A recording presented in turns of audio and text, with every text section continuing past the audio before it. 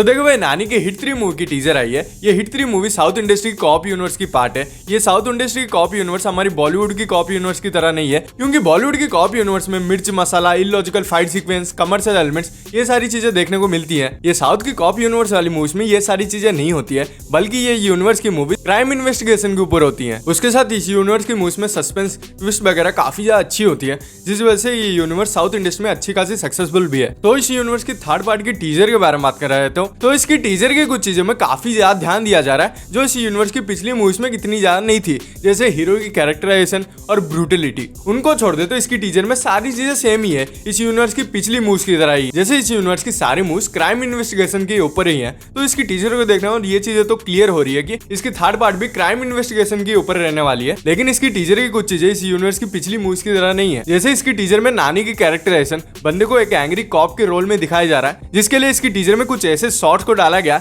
जिनको देखने के बाद मेरी फटके हाथ में आ गई, क्योंकि इसकी टीजर में बंदा एंग्री कॉप की तरह नहीं दिख रहा है, साइको कॉप की तरह दिख रहा है, इतना ज्यादा खतरनाक। उसके बाद इसकी टीजर की ब्रूटलिटी, इस यूनिवर्स की पहली पार्ट को यूए सर्टिफिकेट दिया गया था, उसमें इतनी ज्यादा ब्रूटल सीन्स नहीं होती हैं, और इसकी सेकंड पार्ट को ए सर्टिफिकेट दिया गया था।